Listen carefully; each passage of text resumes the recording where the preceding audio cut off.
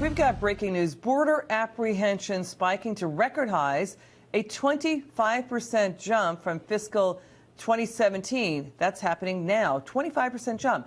President Trump is preparing to meet with Nancy Pelosi and Charles Schumer over what Pelosi calls an immoral border wall. Let's bring in former ICE Acting Director Tom Homan. Great to see you, sir. Good to see you. Now the Democrats are saying, you know what, let's delay the talk about funding for the border wall until 2019. Republicans are saying, let's give Trump $25 billion. There's quite a split here, sir. Your take. Well, I'm not surprised, but it's ridiculous. People like Nancy Pelosi, they don't want to put a border wall up to keep illegal aliens, out of the country, but she supports sanctuary cities and sanctuary state of California to keep them in.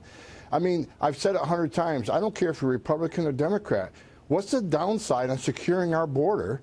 It means less illegal immigration, less drugs. What's the downside? There is none.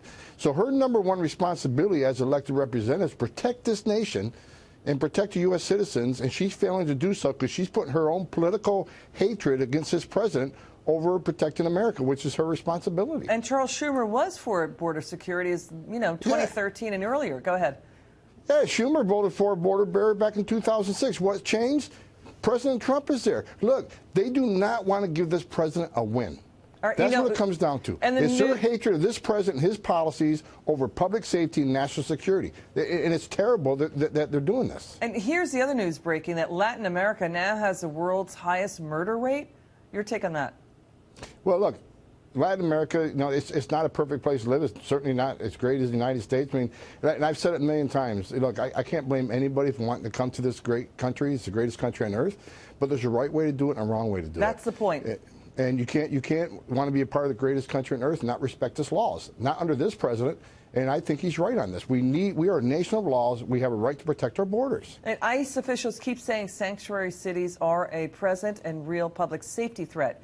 Your word on that? Look, I've been fighting sanctuary cities for 2 years. Sanctuary cities are a danger to the public. To knowingly release a public safety threat back into the public, it's wrong. It's stupid.